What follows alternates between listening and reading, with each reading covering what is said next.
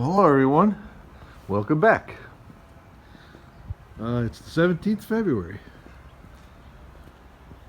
and I think we're gonna play with the blue hinds again for a little bit. I've actually been putting this off. I haven't really had much motivation to get into it, but I think we're gonna play around with that AFR gauge, air fuel ratio gauge today, and maybe bump the timing a couple of degrees, see what kind of effect that has, and go from there, I guess. I've kind of been putting this off. Like I said, I did that. You saw the pictures. I just put the still pictures up. I did the dashboard cluster on the Silverado. That's an '04 Silverado, the little stepping motors. Some of them had failed. The tachometer wasn't working. The gas gauge was questionable. The oil pressure, no, the temperature at one point looked goofy. So it was time to do that. Like I said, like some of these other diversions, I call them, I kind of been putting that off, and it got to a point where there wasn't much else to do. So it was okay. Well, let's get into this and see where it goes. And it turned out to be pretty inconsequential as far as problems. Did run across one little problem, but that turned out to be kind of a nothing. So anyway, that's done. We're back to this. And you know, from what I did a tiny little video. I'm not sure I'm going to include it. I might do another one now that'll be better. So I'll use this one. But I did a little video earlier of the AFR gauge with the motor running, and to my surprise, it looked like we're not very far off. So I'm not sure I'm going to have to do any adjustments on the carburetor. I'm going to, like I said, bump the timing a couple of degrees, see what effect that has, and kind of go from there. Because it looked to me, I haven't driven it. I was just running it in the garage. But, you know, that said, it looked like we're pretty close already. Because, you know, we've done quite a bit of altering on this carburetor already. I just wanted the meter on it to kind of have a more scientific diagnosis. Anyway, here we go. Bye. Well, sorry, false alarm this time. You know what I did? I put the dwell meter. I got a points type distributor in there now after we found that problem with the electronic distributor causing us to get fooled on the timing. I got a points distributor in it now with a new set of points in it. And I checked the dwell when I put the distributor in. The dwell was fine, but you know how that goes with a brand new set of points. The rubbing block wears down or whatever. So I thought, you know, I better check the dwell again. And sure enough, it was instead of being 30 degrees, which is kind of the ideal, I think the specs is 28, 32. So I always put them in the middle at 30. I put the dwell meter on it and I started it up, and it was at like 36 degrees dwell. So when I turned the dwell down, the motor smoothed out nicely. It picked up a few RPM nicely. And when I looked at the air fuel ratio meter, it was like, you know, right where we want it. Kinda. I mean, it was choked a little bit, and it was, you know, low 14s. Ideal is 14.7. When it cooled off, it was floating right around 14.7. Again, I want to be able to have someone driving it while I'm watching the meter. I'm not sure if I can have it record the readings and put them on the computer. It does have that function, but I'm not sure if, you know, I have all the hardware it takes to do that.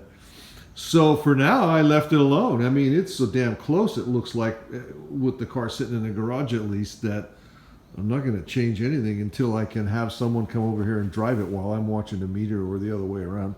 So anyway, what I did was I wanted to start this up. This hasn't been started now in a number of months. So I've been wanting to do that, so I had a little time and I did that. I just rolled it back in the garage. Exhaust is still hot, so I can't put it away yet. Kind of need to work it from that end, putting it away. So anyway, like I say, false alarm today. I didn't really do anything as far as tuning other than to set the dwell. And that seems to have made quite a bit of difference. remembering what it used to be like playing with points distributors. But usually, you know, I again don't want to make this get long over for nothing, but nothing is like it used to be. I bought a set of points, and it was kind of hard to find a set of points, first of all. Second of all, I'm sure they're not made in the United States anymore, you know, Delco or any of those good brands. I don't know if you can buy a set of... I don't know if these were Delco. They may have even said Delco on them, but even if they do, sure they're not made here. So, you know, put it in there, and the rubbing block wears... I don't think this car's got... On that set of points, I don't think it's got 20 miles. So it goes from 30 to 36 degrees in 20 miles. Wonderful. I'm going to have to keep an eye on that, and maybe at some point put the electronic distributor back in. But at any rate, that's all we got for today. Just didn't want to leave you hanging on, you know, what was going on here, because nothing went on really. After I found what I found, I left it alone temporarily. Anyway, bye. Well, hello there, everyone. Welcome back to Blue Hind's Garage. As you can see, Blue Hind's is still up in the air. It's been on the ground, but it hasn't seen a wrench or polished rag or a ride or anything probably in a month and a half. All of February, all of March. Today's the 19th of March. There's been all kinds of what I call life diversions happening around here. You can see the remnants of the latest one here, which is that.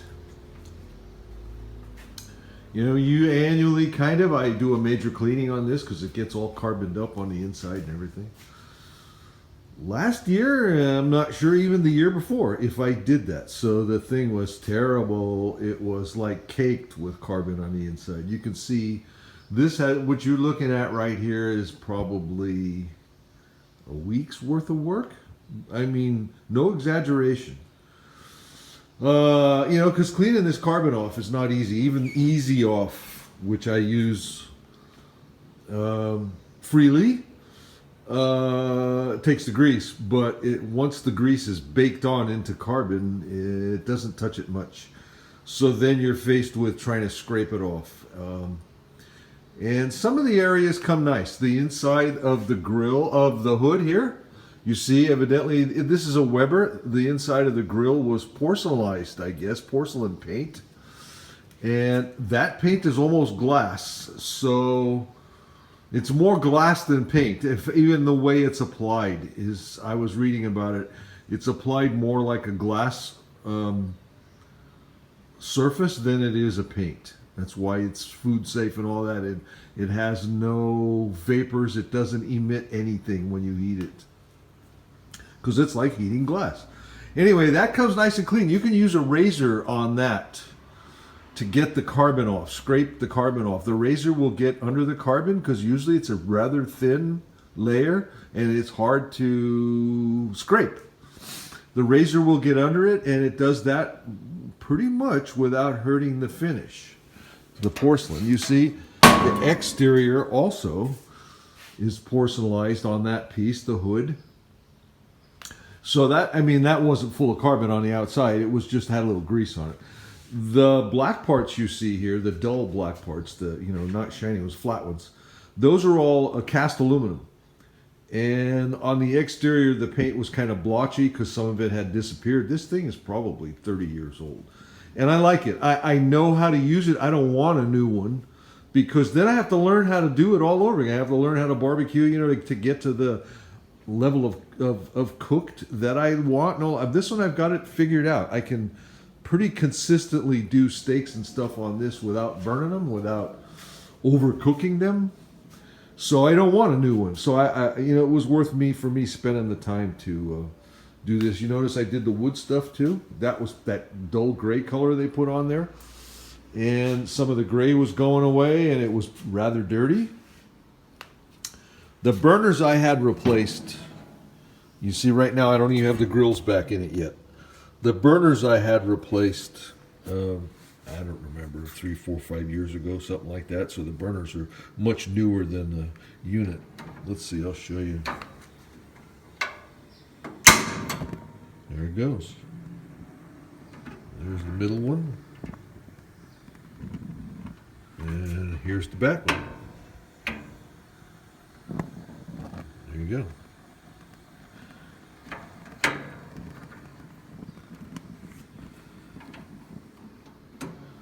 All gone. All right, so anyway, like I said, this was at least a week. Nothing's happened on the car. I've ordered a new fuel tank sender because the one that's on there isn't sending a signal to the gauge. And I remember when I got that, that's a new piece too. I don't remember, I bought it late last year when I was reinstalling the tank. And when I got it here, I adjusted it. I had an extra tank, so I put the sender in the that extra tank, and I adjusted the float so that it was showing me as close as I could get to 0 when the tank was empty, and 30 ohms when the tank was full, as close as I could get, and I got it pretty close. But I noticed while I was playing with it that the terminal that the wire connects to was really, really loose. And I even called the guy that I bought it from, and I said, hey, is this thing going to leak when I fill the tank? Because, you know, that terminal goes from inside the tank through the exterior so you can put a wire on it. And he goes, I haven't had any callbacks. I don't know, but if there's a problem with it, let me know and I'll make it good. Well, it doesn't leak, but that terminal being as loose as it is evidently isn't making an electrical connection very well either, and it's not sending a signal to the gauge. So I've been in touch with the guy, and he's really nice every time I call, which has been about a half a dozen times, because the part isn't getting here. He was going to have another one sent to me, and I could return this one and all that. You know, no issues, no problems. It just isn't happening. And the last time I talked to him, he said he ordered it from Danchuk instead of his normal supplier. And I looked on there, it's not getting here from there either. And I looked on their site, and they're out of stock on those senders, which I think probably all relates back to all the ships parked in the harbor down there at Long Beach because they can't get them unloaded. You know, a lot of the Danchuk is made in America, but a lot of it isn't as well. I believe these sending units are not made in America, looking at how they're made and all of that. When I got the new one, I wasn't too impressed with it. But at any rate, I'm waiting on that so I can fix that. What I'm going to do at this point, I got a little siphon pump the other day. I ordered a little siphon pump so I can lower the level of fuel in the tank so I can remove the sender without having gasoline running out of the hole. So I'm going to remove the sender, and I'm going to look at that terminal and see if there's anything I can do to make it right, to make it conduct like it, make a better connection. But anyway, that's about as much as has happened. The air fuel ratio meter is installed, and we haven't actually taken it for a ride yet, so that we can monitor the gauge while it's, you know, under load and all that good stuff, heavy acceleration and idle and all of that. I want to do that when someone's driving and I'm filming, or the other way around, you know, so that someone can concentrate on the gauge. Maybe I'll even videotape it. So you can see here, this was part of refinishing all those wood pieces. I had them all here wet last night in front of the furnace so they would get some air at least, you know, when the furnace is on, at least it's moving air. It might be a little warmer over here. I did them a couple of days ago, the first coat, and overnight they didn't even dry. And this is one of the other things that's been taking my time this month. Getting the seedlings started for the backyard. Actually spent some time up there in the yard getting the area ready for potatoes. I dug a ditch double deep, took a shovel full of dirt out, planted the potatoes in the lower level, and when they start growing, I'm going to fill it in. That'll be mounting the potatoes. Here's the other part of where I was putting those wood sections of the grill back together over here. So I'm using both the garages. I haven't used the wire brush on some of the parts. Anxious to get done with the car so I can get back to this guy. Anyway, that's it for Blue Hind's garage right now. Like I said, it doesn't have much to do with the car, so sorry about that. Would like to have that done. It doesn't need much more. We got to finish playing with the air fuel. Make sure that's okay. I think it's going to be all right. I'm anxious to drive it because looking at the gauge while it's sitting there idling, I think we've got the carburetor adjusted pretty close already. I'm kind of anxious to see how it's going to act under load. But anyway, once we get that squared away, I'm going to put the electronic distributor back in it. I bought another timing light. A cheap timing light is what they tell you to use with the MSD, multiple spark discharge, so that the distributor doesn't fool the timing light. You can't use a dial-up timing light on those. So that's going to happen. I need to put the bumper. You saw that just when I was walking through the garage here, the original garage here. Bumpers on the cart. I got to put the bumper back on, put the hood on, and it's over. That project is complete. But like I said, the last couple of steps has taken forever. It seems like everybody's busy. My son's had some other, the same as me, life diversions going on at his house, so he hasn't been here in a month and a half probably. Anyway, that's all for now. Sorry about the lack of automotive content, but like I said, I thought you might want to hear what's been going on around here. Talk to you later. As always, thanks for watching, and please comment and like if you're so inclined. Thank you much. Bye.